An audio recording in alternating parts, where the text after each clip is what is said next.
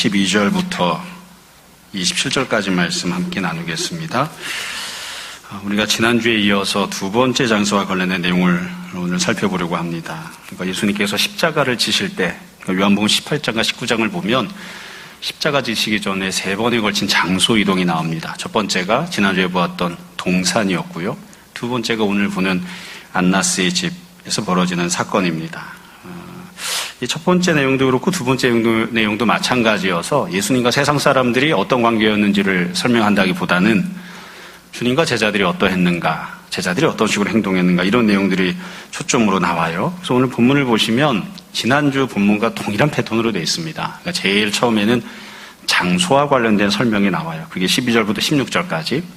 그 다음에 두 번째로는 베드로가 예수님을 부인하는 것, 그리고 예수님께서 신문을 받으시는 것. 그러니까 베드로와 예수님에 대한 내용이 두 번째로 나오고 세 번째로 다시 베드로가 주님을 부인하는 게 나옵니다. 사실 그 뒤에 예수님께서 가야바에게 가셔서 재판받는 장면이 더 나오면 좋은데 그 내용은 생략이 되어 있습니다. 여하튼 다시 전체적인 내용을 말씀드리면 첫 번째는 장소와 관련된 것, 두 번째는 베드로의 부인과 예수님이 받은 신문 이런 식으로 되어 있어요. 그리고 이 모든 내용들은 다 대조를 이루고 있습니다. 그러니까 예수님과 제자들이 얼마나 판이하게 달랐는지, 닮은 점이 하나도 없었는지 이런 내용들을 눈에 두드러지게 들어오게끔 그런 식으로 본문을 기록하고 있어요. 먼저 장소와 관련된 내용을 볼게요. 12절부터 16절인데 12절부터 14절은 예수님이 안나스의 집까지 끌려오시는 장면을 기록하고 있고요. 15절과 16절은 베드로가 그곳에 오는 내용을 기록하고 있습니다. 왜 똑같은 장소인데, 크게 보면 똑같은 장소인데 이곳에 오는 내용을 둘로 나눠서 기록을 했을까요?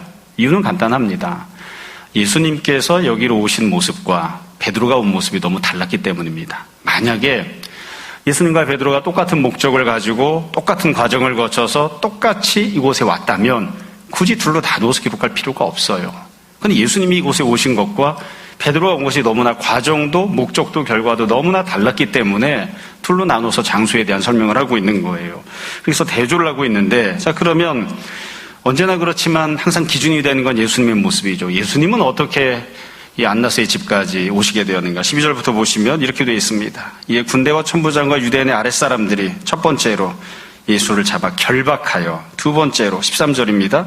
먼저 안나스에게로 끌고 갔다. 세 번째로 누구에게로 갔냐면 안나스에게 갔는데 안나스는 그의 대제사장인 가야바의 장인이라. 가야바는 유대인들에게 한 사람이 백성을 위하여 죽는 것이 유익하다고 권고하던지 알아라. 예수님이 오셨던 모습, 안나스의 집까지 오신 모습은 첫 번째로는 붙잡아서 묶인 거예요. 우리가 문자 그대로 보시면 됩니다. 꽁꽁 묶여가지고. 두 번째로는 끌고 왔죠. 이것도 문자 그대로 보시면 됩니다.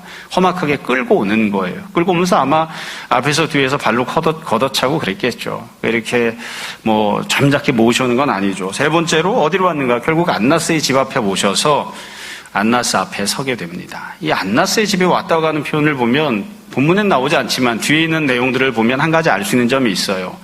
안나스 앞에 서려고 하면 예수님께서 두 번에 걸쳐서 문을 통과해야 됩니다. 그러니까 처음에 뜰로 들어오는 문을 거쳐 들어오시고, 그 다음에 안뜰로 들어가는 문이 있는데 그 문도 거쳐서 지나가시고, 그 이후에 안나스를 쳐다보고 안나스 앞에서 재판을 받는 그런 모습이 된 거예요. 그러니까 예수님은 문 두 개를 거쳐 오신 다음에 안나스 앞에 서신 거죠. 그럼 안나스는 어떤 사람이냐?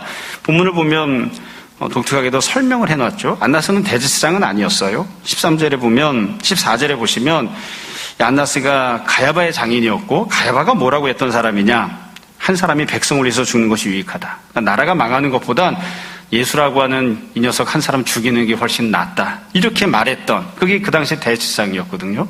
근데 이 대제사장의 장인이었다. 그러니까 우리식으로 이야기하면 이 안나스는 당시 유대사회 비선실세쯤 되는 사람입니다. 그러니까 실질적인 권세를 갖고 있는, 권력을 갖고 있었던 사람인 것 같아요. 그러니까 이런 양상으로 예수님이 안나스의 집에 오시고 안나스 앞에 서셨습니다. 그리고 비록 불법이긴 하지만 재판을 이제 받으시는 거죠. 그렇다면 베드로는 어떻게 예수님 앞에 오게 되었는가? 이 안나스의 집으로 오게 되었는가? 15절, 16절에 보면 우리가 잘 아는 내용이지만 상세하게 기록을 해놓았어요. 먼저 15절을 보시면 시몬 베드로와 또 다른 제자 한 사람이 예수님을 따르니 이 제자는 대제사장과 아는 사람이라. 예수와 함께 대제사장의 집들에 들어가고 이렇게 돼 있죠. 그러니까 처음에 예수님을 따라가는 이 모습을 보면 혼자는 아니고 두 사람이 따라갑니다. 사실 앞에 있었던 동산의 경우에는 기록은 없지만 예수님의 모든 12제자들 그리고 다른 제자들도 함께 했던 것 같아요. 근데 그랬다가 지금은 안나스에게로 끌려갈 때는 딱 두 명만 남아있는 그런 상황이죠. 그리고 이 두 사람이 예수님을 따라가는데 사실 이게 표현에서는 예수님을 따라갔다, 쫓아갔다 이렇게 표현을 하고 있지만 이게 정말로 따라간 거라고 이야기할 수 있을까? 그러니까 멀찌감치서 예수님을 마치 미행하듯이 머뭇머뭇거리면서 예수님을 뒤따라가는 그런 모습이에요. 그러다가 베드로가 이 예수님 앞에 예수님이 가셨던 안나스의 집 앞에 왔죠. 근데 문제는 어디서 생겼느냐? 베드로는 안나스 앞에 서지 못합니다. 안나스 앞에까지 가지 않아요. 그래서 어디서 멈춰섰냐면 문 앞에 딱 서는 거예요. 16절을 보세요. 베드로는 문 밖에 서 있는지라. 문을 만났는데 이 문 밖에 서 있어요. 여러분, 우리 오늘 설교 제목에 튀라 이렇게 되어 있죠. 문이 헬라어로 튀라입니다. 튀라. 그러니까 문이 있는데 이 문을 넘어서야, 이 문을 건너가야 안나스 집 안으로 들어가는데 이걸 못 건너가고 있는 거예요. 그리고선 그 앞에 서서 머뭇거리고 있는, 주저하고 있는 모습이죠. 그러니까 어떻게 했느냐? 심지어 뒤에 보시면 대제사장을 하는 그 다른 제자가 나가서, 그러니까 베드로는 밖에 있고 이 제자는 들어갔었던 거잖아요. 문 밖에 나가서 문을 지키는 여자에게 말을 해요. 그래서 이 사람 좀 들어올 수 있게 해달라 해서는 베드로를 데리고 들어옵니다. 그러니까 앞부분에 보면 예수님은 묶여서 질질 끌려왔는데 베드로는 묶인 채로 온 것도 아니에요. 끌려온 것도 아니에요. 문 밖에 서 있으니까 다른 제자가 가서 데리고 들어오는, 끌고 왔다고 볼 수는 없는 거죠. 이 문 밖에 있던 제자를 데리고 온 거죠. 자, 그럼 문제는 그 다음에 있습니다. 그러면 베드로가 이 문을 넘어섰으니까 일단 하나는 넘어왔잖아요. 그러면 곧장 안나스를 보게 되는가? 아닙니다. 예수님은 문 하나를 더 거쳐서 안나스 앞으로 가 계세요. 그럼 베드로는 어떻게 해야 될까? 베드로는 어떻게 해야 되겠습니까? 만약 베드로가 정말로 예수님을 따라갈 마음이 있었다면 하나는 다른 녀석이 와서 자기를 데리고 들어가 줬으니까 자기 앞에 보이는 또 다른 문이 있잖아요. 그 문을 지나가야 예수님을 볼 수 있고 안나스도 만나게 될 테니까 자기가 그 문을 넘어서야 하죠. 근데 베드로는 그렇게 안 합니다. 그 문을 넘어가지 않고 그냥 안으로 들어와서는 그 문 앞에 서서는 서성이고 있는 거예요. 그런 모습이었어요.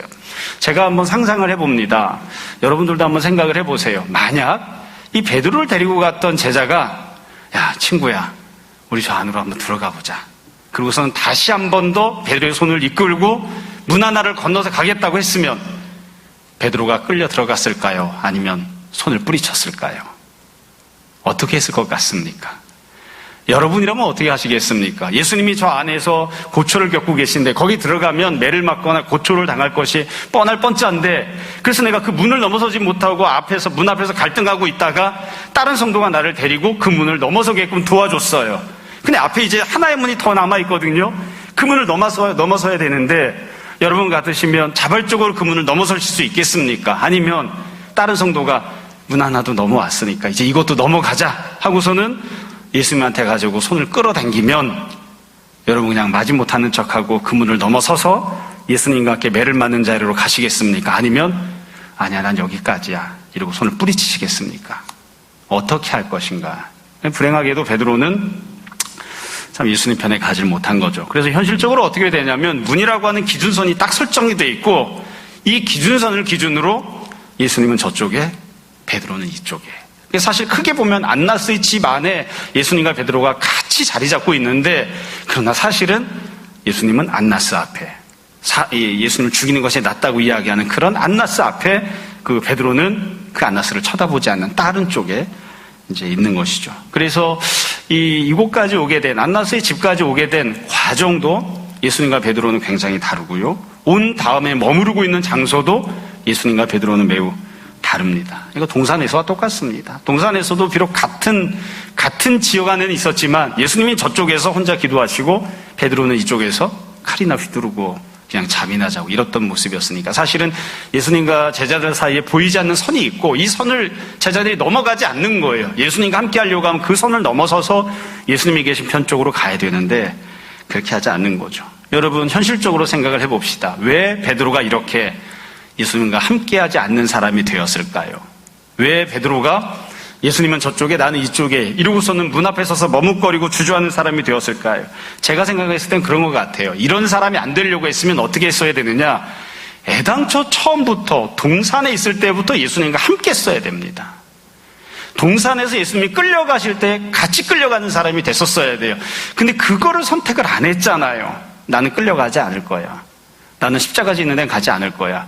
그리고 나서는 예수님은 끌려가시기를 내버려두고 자기는 머뭇거리면서 조금씩 예수님이 보이는 정도 한에서 예수님을 따라가고 있잖아요. 그러다 보니까 지금은 어떻게 되었냐면 완전히 다른 곳에 서 있는 사람이 된 거예요. 그러니까 지나고 나서 생각을 해보면 아마 베드로가 그런 후회를 했을 것 같아요. 애당초 처음부터 동산에서부터 내가 칼을 뽑아들고 휘둘러야 될 것이 아니라 거기에서부터 내가 예수님과 함께 하겠다고 예수님 바짓가랑이라도 붙잡고 또 다른 병사들이 있으면 끌고 갈 때 나도 끌고 가라고 거기에 내가 그냥 같이 끌려갔었어요. 그랬어야 됐는데 그렇게 못했던 거죠. 그러니까 첫 출발부터 주님과 다른 곳에 있고 다른 과정을 거치다 보니까 지금처럼 이렇게 된 거예요. 자, 이게 장소와 관련된 내용입니다. 그래서 우리가 스스로에게 다시 한번 잘 생각해보고 이 말씀을 적용해봤으면 좋겠습니다. 여러분, 우리는 지금 어디에 서 있습니까? 예수님께서 우리에게 너도 나와 함께 가자 이렇게 말씀하실 때, 혹은 예수님께서 우리에게 내가 너에게 이것을 부탁하고자 한다 이렇게 말씀하실 때 우리는 어디에 서 있습니까? 예수님이 보이기는 하지만 예수님은 저쪽에 나는 이쪽에 이렇게 서 있는 것은 아닙니까? 또한 왜 우리가 언제부터 이렇게 예수님과 다른 곳에 서 있는 사람들이 된 것입니까? 그 첫 출발점이 어디였습니까? 어디서부터 우리가 삐뚤어지기 시작한 것이고 왜곡되기 시작한 것입니까?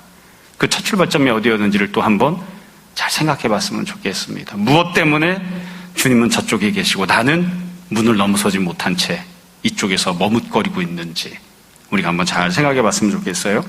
두 번째로 이제 베드로와 예수님을 향해 질문하고 신문하는 내용이 나옵니다. 이번에는 먼저 베드로가 이제 질문을 받는 내용이 먼저 나와요. 17절부터 18절까지인데요. 본문이 짧습니다.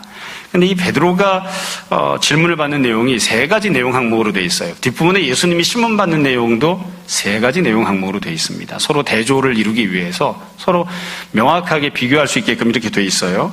첫 번째 항목은 질문이 나오고요. 두 번째는 대답이 나오고 세 번째로는 그 이후에 결과가 나옵니다. 자, 먼저 베드로를 볼게요. 17절. 처음에 질문이 나와요. 문지키는 여종이 베드로에게 말하되 너도 이 사람의 제자 중 하나가 아니냐. 이분이 질문을 던진 사람이 누구냐면 안나스가 아니죠. 여종입니다.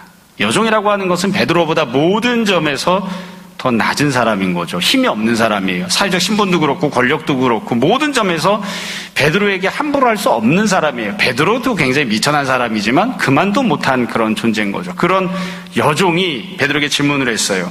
너도 이 사람의 제자 중 하나가 아니냐 이렇게 질문합니다. 이건 넌 누구냐 이거에 대한 질문인 거죠. 너는 이러이러한 사람이 아니냐 이렇게 질문한 거예요. 두 번째로 그러니까 베드로가 대답합니다. 베드로가 대답하기를 그가 말하되 나는 아니다. 아주 대답이 간단해요. 아주 간단해요. 그리고 아주 명료하죠. 다른 군더더기가 없어요. 더 이야기를 붙일 필요도 없는 거예요. 그냥 확 잘라버린 거죠. 나 아니야. 나는 아니야. 베드로가 이게 지금 예수님을 첫 번째로 부인한 거예요. 세 번째로 그럼 이렇게 부인한다면 어떤 일이 일어났는가? 18절에 보시면 그때가 추운 고로 총과 아랫사람들이 불을 피우고 서서 쬐니 베드로도 함께 서서 쬐더라. 그러니까 베드로가 날씨가 추우니까 이 추위를 피하기 위해서 불을 펴놓고 사람들이 그 외에 주변에 서서 둘러서서 이렇게 불 쬐고 있었는데 거기에서 같이 이제 불을 쬐고 있는 그런 모습을 하고 있었던 거예요. 사실 이게 예수님을 부인한 이후의 결과인데 여러분 아마 이게 봄이었지만 밤이 되어서 바람이 불고 쌀쌀했기 때문에 이렇게 했던 것 같아요. 베드로가 결정적으로 예수님을 부인하게 된 이유는 무엇이었을까? 결국 고난을 당하고 싶지 않아서거든요. 그 문을 넘어서서 더 들어가면 고난을 당하게 되니까 예수님과 함께하게 되면 어려움을 만나게 되니까 그 고난을 안 당하기 위해서 그 자리에 남아있으면서 결국 무엇을 선택했는가? 자기가 당하고 있는 추위를 좀 녹이겠다고 불을 쬐고 있는 거죠. 여러분 누구와 함께 불을 쬐고 있는 겁니까? 아주 명확해요. 예수님과 함께 불을 쬐고 있는 게 아니에요. 예수님과 아무 상관이 없는 세상 사람들과 함께 불을 쬐고 있어요. 이 행동은 누가 하고 있느냐? 예수님이 하고 있는 행동이 아니죠. 예수님과 아무 상관이 없는 세상 사람들이 하고 있는 행동이에요. 결국 불을 쬐고 있다는 걸 다르게 표현하면 다르게 해석하면 이렇게 말할 수 있어요. 예수님과 아무 상관없이 내가 원하는 것을 추구하고 살아가고 있는 세상 사람들은 이렇게 살아야 재미있어. 이렇게 해야 인생이 즐거워. 이렇게 해야 행복한 거야. 예수님과 아무 상관없이 나름대로 생각하고 있는 그런 화투불이 있거든요.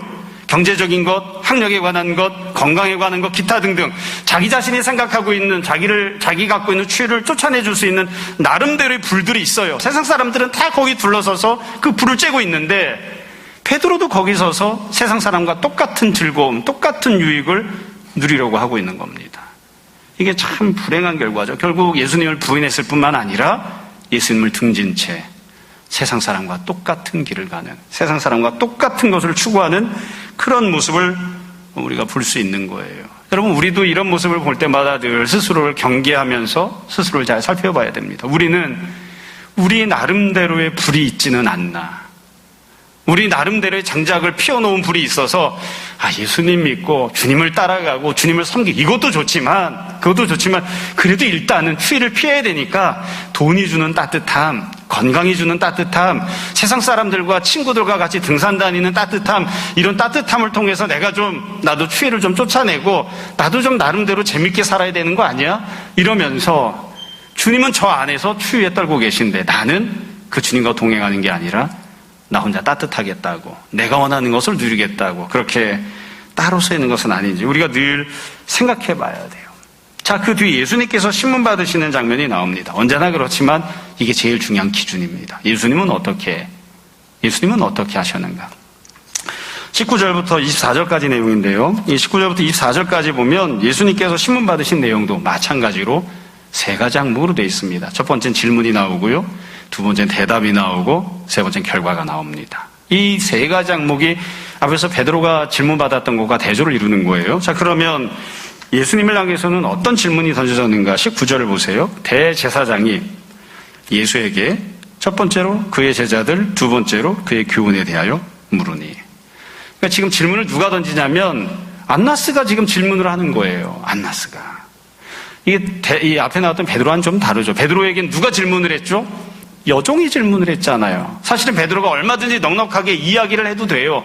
근데 그럴 만한 대상의 질문을 받고 있는 건 아니에요. 예수님은 아무렇게나 넉넉하게 대답할 수 있는, 함부로 대답해도 되는 대상에게 질문 받고 있는 게 아니에요.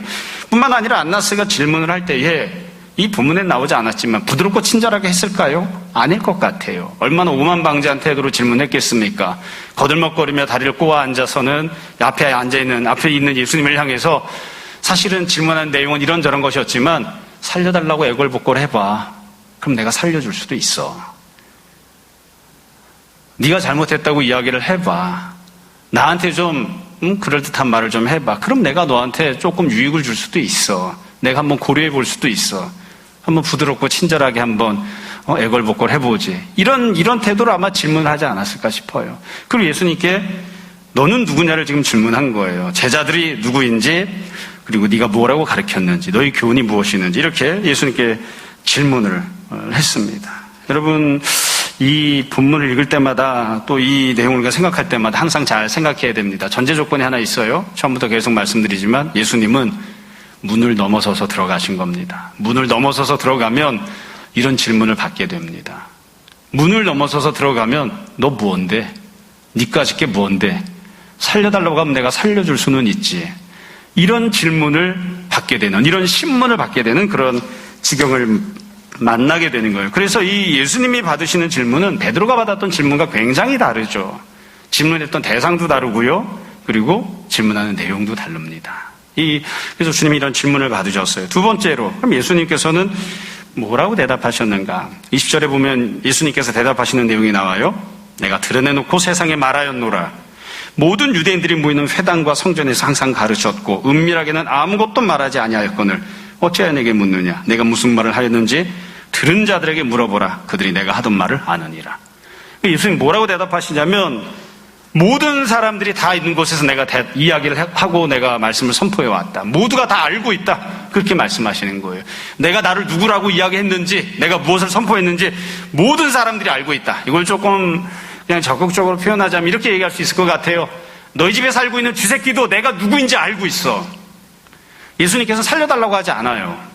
죄를 깎아달라고 하지도 않아요. 형벌을 감해달라고 하지도 않으세요. 아마 이 안나스는 오만방자한 모습으로 애걸복걸하는 걸 기대했을지 모르지만 여기서 사형을 언도하면 네가 사형을 받을 수도 있는데 그렇게 행동했을지도 모르지만 예수님께서는 기가 죽지 않아요. 당당하게 말씀하신다고요. 베드로가 했던 태도, 베드로가 취했던 행동이나 베드로가 했던 대답과 굉장히 다른 대답을 하시는 거예요. 모두가 다 알고 있다. 내가 누구인지, 내가 무엇라고 선포했는지 모두가 다 알고 있다. 주님께서 그렇게 대답하세요. 이 예수님이 대답하신 모습이에요. 자, 그럼 세 번째로 이렇게 대답하셨을 때 어떤 결과가 나타났는가? 22절. 이렇게 되어 있습니다. 이 말씀을 하심에 곁에 섰던 아랫사람 하나가 손으로 예수를 쳐 이르되 네가 대제사장에게 이같이 대답하느냐. 이게 예수님이 당하신 결과예요. 예수님께서 당당하게 본인의 말씀으로 대답을 하셨잖아요. 그러면 그렇게 당당하게 대답을 하면 존중을 받는가? 아닙니다. 현실은 어떠했는가? 예수님만도 훨씬 못한, 사회적 지위에 있어서도 사실은 훨씬 못한 그런 존재가 와서 예수님을 주먹으로 치는 거예요.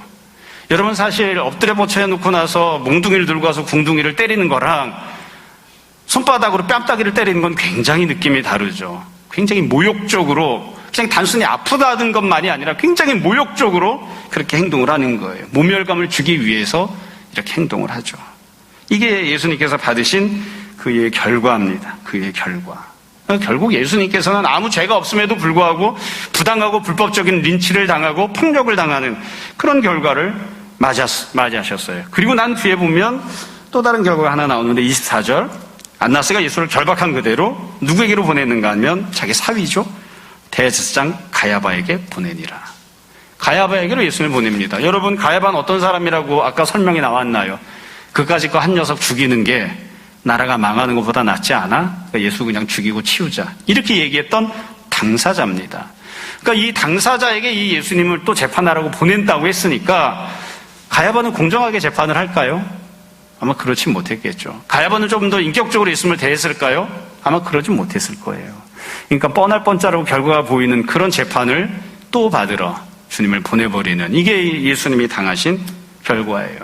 여러분, 처음부터 말씀드렸지만 베드로가 했던 행동과 예수님이 했던 행동, 모든 것들이 다 대조를 이루고 있거든요. 이 두 사람을 한번 비교를 해보자고요. 첫 번째 질문에 대해서, 두 번째 대답에 대해서, 세 번째 이후의 결과에 대해서. 처음에 나왔던 질문을 한번 생각해 보세요. 베드로는 질문을 받았습니다. 예수님은 신문을 당했죠. 베드로는 하찮은 사람에게 지나가던 듯한 그런 질문을 받았어요. 넌 누군데? 이런 질문을 받았어요. 근데 예수님은 어떻게 질문을 받으셨는가? 도저히 피해 나갈 수 없는, 그리고 어찌 보면 사형을 피할 수 없는 그런 권력을 갖고 있는 사람 앞에서 신문을 당하는 그런 모습이었습니다. 굉장히 다른 거예요. 제가 개인적으로 생각할 때는 그런 생각이 들어요. 아쉬움이 있는 거죠. 베드로가 만약에 문을 넘어서서 예수님 편에 섰으면, 예수님과 같이 끌려오고 같은 자리에 있었으면 어떻게 되었을까? 어떻게 되었을까? 베드로는 이런 질문 말고 다른 질문을 받았어야 됩니다. 안나스로부터 질문을 받았어야 돼요. 안나스로부터. 너 누군데? 네가 따르는 저 예수라고 하는 저 자식은 누군데? 사실은 이런 질문을 받았어야 돼요. 근데 아예 그런 질문은 받을 자리도 가지 못한 거죠. 이게 너무 안타까운 점입니다. 대답했던 내용도 보세요. 베드로는 아주 간단하게 대답해요. 난 아니야. 난 아니야. 난 아니라니까. 이러고서 베드로는 세 번이나 주님을 부인합니다. 이제 조금 있으면 두 번째, 세 번째 부인하는 내용이 나올 거거든요. 그러니까 베드로는 간단하게 예수님을 그냥 잘라내버려요. 아니라고 그냥 부정해버리고 말았어요. 근데 예수님은 어떻게 하시나요? 예수님은 내가 그가 맞다. 내가 혼자만 이야기하는 게 아니라 모든 사람들이 다 알 수 있게끔 얘기해왔다. 주님께서 매우 당당하게 말씀하시죠. 그러니까 이것도 놓고 보면 참 안타까운 그런 생각이 들어요. 베드로가 어떻게 대답을 했어야 됐는가? 만약 베드로가 주님이 있는 편에 들어가서 이 예수님과 함께 안나섭에서 재판을 받았다면 베드로는 이렇게 대답했어야 됩니다. 나는 예수님을 믿는 제자입니다. 나는 예배를 드리는 사람입니다. 그렇게 대답했어야 돼요. 그리고 안나스 앞에서, 다른 사람들 앞에서 예전에 주님 앞에서 신앙 고백했던 것과 마찬가지로 저분은 살아계신 하나님의 아들이시고 내가 믿는 바로 그 메시아이십니다. 그렇게 고백했어야 돼요. 그런 대답을 했어야 돼요. 근데 그런 대답을 못한 거예요. 그런 대답을 할 기회도 아예 갖지 못했던 거죠. 그러니까 예수님과 베드로는 너무너무 다른 모습이에요. 마지막 세 번째 결과를 생각해 보자고요. 여러분, 예수님은 어떤 결과를 맞으셨나요? 따귀를 맞았죠.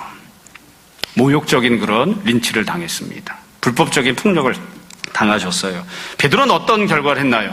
세상 사람들과 똑같이 둘러앉아서 불을 쬐고 앉아 있었습니다. 예수님이 주신 은혜보다 세상이 주는 안락함을 따라서 그냥 불을 쬐고 앉아 있는, 그게 베드로가 했던 행동이에요. 결국 예수님이 받으신 결과와 베드로가 받았던 결과가 너무 다르잖아요. 이것도 마찬가지로 안타까운 점입니다. 만약 베드로가 문을 넘어서서 예수님께서 계신 그곳에 가서 함께 있었다면 어떤 결과를 맞이했을까? 같이 따귀를 맞았겠죠. 그랬어야 됩니다. 같이 손해를 받겠죠. 그랬어야 됩니다. 근데 그렇게 못한 거예요. 그래서 결국 놓고 보면 이 안나스의 집에 가는, 십자가를 지기 전에 거치게 된 이 두 번째 장소인 안나스의 집에 가게 되는 이 모습을 놓고 보면 장소에 가는 것도 처음부터 끝까지 예수님과 베드로가 너무 달라요. 그곳에서 벌어졌던 행동도 예수님과 베드로가 너무 달라요. 이렇게 다른데, 이렇게 완전히 다른데, 닮은 구석이라고는 눈꼽만큼도 찾아볼 수 없는데 도대체 어떤 점에서 베드로를 예수님의 제자라고 할 수 있는 겁니까? 베드로가 예수님의 제자가 맞습니까? 베드로가 성도가 맞나요? 이렇게 아무것도 닮은 게 없는데, 이렇게 아무것도 닮은 구석이 없는데 참 안타까운 것 같아요. 여러분, 아까 드렸던 말씀을 다시 한번 드립니다. 왜 이렇게 됐을까? 처음부터 어긋났던 겁니다. 처음부터 그 길을 가지 말았어야 돼요. 동산에 있을 때부터 칼을 뽑아들지 말았어야 돼요. 주님께서 붙잡히시면 나도 붙잡히겠습니다. 주님께서 끌려가시면 나도 끌려가겠습니다. 그렇게 했었어야 돼요. 근데 그걸 안 한 거예요. 그걸 안 한 거예요. 그래서 처음부터 어긋나서 지금은 더 많이 어긋나고 있는 거죠. 주님은 저쪽에, 나는 이쪽에. 이렇게 된 거예요. 사실 지금이라도 늦지 않았습니다. 사실 많이 늦었죠. 그렇지만 완전히 끝나버린 건 아니니까 베드로가 박차고 그 문을 다 때려 부시고서라도 그 문으로 들어갔어야 돼요. 안나스 앞에 갔어야 돼요. 다른 사람들이 예수님의 따귀를 후려칠 때에 왜 이렇게 하느냐라고, 왜 부당하게 행동하느냐고 항의하고 그 자리에서 맞아 죽더라도 예수님 편에 섰었어야 돼요. 근데 베드로가 그렇게 못하죠.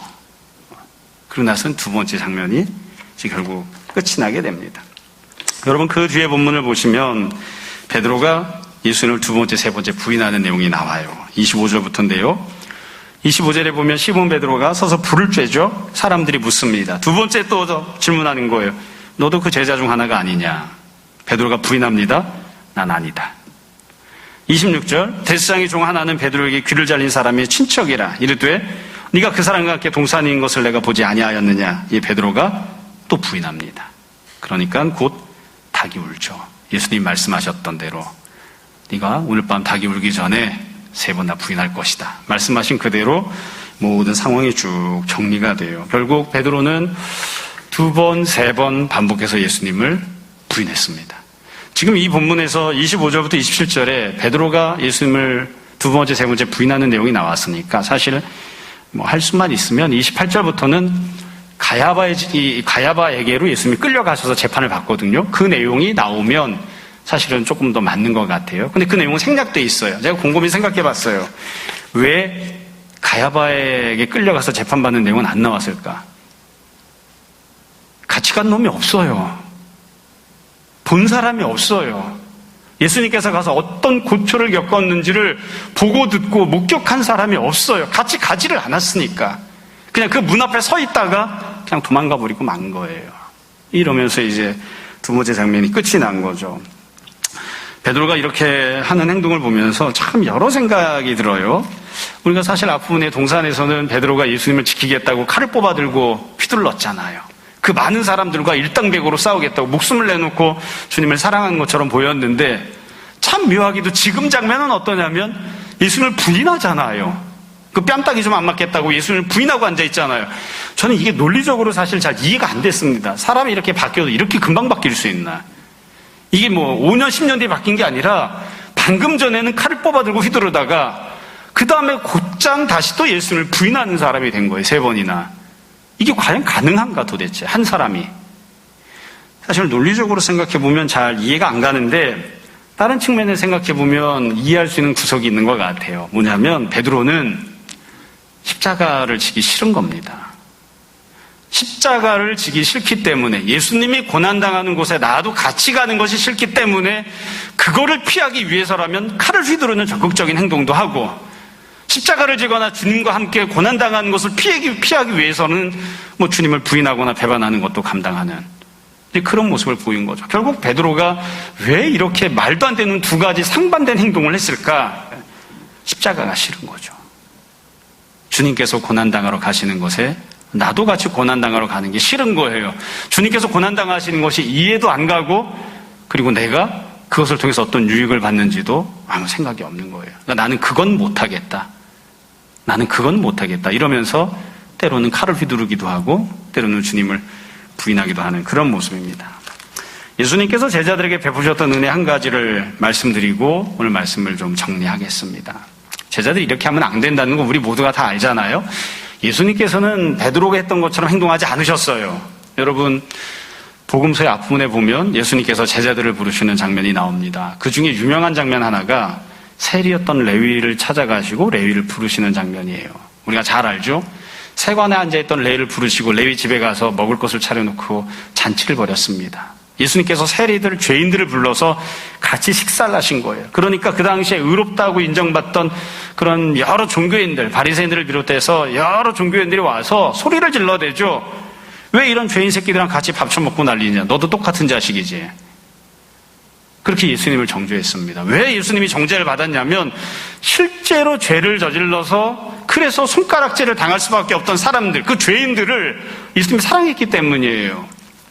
예수님을 향해서 이렇게 정죄했던 사람들은 기대하는 바가 있었어요. 이런 정도로 손가락질을 했으면 그럼 예수님이 저 자식들 다 버리고 포기하고 가버리겠지. 근데 우리가 잘 알고 있는 놀라운 결과가 있죠. 주님께서 그 자리에서 일어나셔서 말씀하십니다. 나는 의인을 부르러 온 것이 아니다. 나는 죄인을 부르러 왔다. 나는 이 사람들과 함께 할 것이다. 그래서 주님께서 기꺼이 본인은 아무 죄가 없음에도 불구하고 주님은 아무 허물이 없음에도 불구하고 손가락질 당하거나 멸시당할 아무 이유가 없음에도 불구하고 주님께서 사랑하기로 하셨던 그 사람들이 죄가 있기 때문에 그 사람들이 받아야 될 손가락질과 멸시를, 천대를 주님께서 나도 같이 받겠다. 그리고 이 사람들과 함께 하겠다. 그렇게 말씀을 하셨어요. 그게 예수님께서 제자들에게 베풀어 주셨던 은혜입니다. 근데 지금 제자들은 어떻게 합니까? 나는 멸시받고 싶지 않습니다. 나는 손가락질 당하고 싶지 않습니다. 난 가슴이 두근두근하고 막 이렇게 힘들어하는 그런 과정들은 나 겪고 싶지 않습니다. 만약 주님께서 그거를 당하는 게 주님의 뜻이라고 말씀하시면 나는 주님 못 따라갑니다. 그건 주님이 혼자 가시고 난 이 문 앞에 서서 그냥 머뭇거리고 있겠습니다. 어떻게든 불을 쬐고 앉아 있겠습니다. 제자들이 그런 행동을 하는 거죠. 굉장히 신앙적으로도 옳지 않고 인간적으로도 옳지 않은 그런 모습인 것 같습니다. 자, 말씀을 정리를 할게요. 오늘 내용은 본문이 어렵지도 않고 또 낯설지도 않습니다. 우리 모두가 잘 알고 있는 그런 내용이에요. 이 내용과 관련해서 한 두세 가지를 정리해서 말씀드리려고 해요. 우선 첫 번째는 예수님은 점점 더 십자가로 고난으로 향하십니다. 반면 베드로는 점점 더 주님과 멀어집니다. 자꾸만 주님과 멀어집니다. 처음에 성찬식을 할 때에는 주님과 같은 방에 있었습니다. 동산으로 나왔을 때는 조금 멀어졌습니다. 그리고 지금 안나스의 집에 왔을 때는 많이 멀어집니다. 그리고 이제 이 장면을 끝으로 더 이상 십자가 지는 예수님을 보지 못하게 됩니다. 우리가 이런 점들을 잘 생각했으면 좋겠어요. 주님께서 주님의 길을 가실 때, 주님이 원하시는 길을 가시고자 할 때 처음부터 그 주님과 함께 동행하는 선택을 하지 않으면 시간이 지나면 지날수록 자꾸만 멀어질 겁니다. 물론 중간에 주님과 함께하는 선택을 할 수 있는 기회가 여전히 주어지지만 그나마 너무 어렵습니다. 여러분, 그래서 처음에 사소해 보이는 그런 선택을 할 때에 정말 주님께서 나에게 원하시고 말씀하시는 대로 내가 선택하는지를 깊이 고민하고 기도하면서 결정해야 됩니다. 주님께서 우리에게 너는 나와 같이 가자, 그렇게 말씀하실 때에 이런저런 핑계를 댈 것이 아니라 예, 주님, 제가 주님과 같이 가겠습니다, 그렇게 말씀드리고 주님과 함께 서는 그런 사람들이 되어야 됩니다. 두 번째로 반복해서 계속 말씀드렸던 내용이에요. 베드로는 왜 이렇게 된 것일까요? 본질적으로 예수님을 향한 믿음이 없기 때문이죠. 주님을 사랑하는 마음이 깊지 않기 때문에 이런 일들이 생긴 겁니다. 결국 이렇게 해서 이런 모습들이 생긴 것인데, 조금 더 현실적으로 생각하면 우리가 잘 아는 것처럼 우리와 비슷한 마음인 거죠. 십자가는 안 지고 싶은 겁니다. 아무리 주님께서 원하시는 것이라 하더라도, 아무리 주님이 가시는 길을 하더라도 내가 싫어하는 것, 내가 납득이 잘 안 가는 것, 지금 좀 손해를 보는 것, 희생하고 헌신해야 되는 것, 그건 안 가고 싶은 겁니다. 그러니까 그런 생각을 하다 보니까 이렇게 된 거죠. 여러분, 그래서 우리가 주님을 따라갈 때에 사실은 십자가는 우리를 위한 것인데 내가 주님을 위해서 희생하는 것이냐 종종 오해하거나 착각하는 때들이 있습니다. 그런 생각을 가지면 안 됩니다. 나는 늘 주님과 함께하고 싶습니다. 그곳이 천국이면 내가 천국에서 주님과 함께하고, 그곳이 이 땅이면 이 땅에서도 내가 주님과 함께하고 싶습니다. 그래서 스스로에게 언제나 질문을 던져야 돼요. 언제나. 무엇이 주님과 함께하는 것입니까? 그 질문을 우리가 잘 아는 내용 한 가지를 말씀드리려고 합니다. 사실 성경에는 나오지 않지만 기독교의 유명한 전설로 내려오는 얘기가 있죠. 쿠어바디스에 대한 내용입니다. 쿠어바디스라는 말은 쿠어, 바디스라는 두 단어가 합쳐진 겁니다. 주님, 어디로 가십니까? 그런 뜻이죠. 로마에서 박해가 일어나서 네로가 기독교인들을 많이 죽였죠. 많이 순교를 했습니다. 그때 성도들이 베드로에게 권면을 했다고 그래요. 우리는 다 죽어도 당신은 살아남아야 복음을 전할 수 있습니다. 그래서 베드로가 자기를 따르는 조그마한 소년 중 하나를 데리고 로마를 떠나서 도망을 친 거예요. 그렇게 길을 가다가 누군가 앞에서 로마로 가는 사람을 만났다고 그러죠. 그러고 나서 쳐다보고 나서는 물었다고 그러죠. 쿠어바디스, 주님 어디로 가십니까?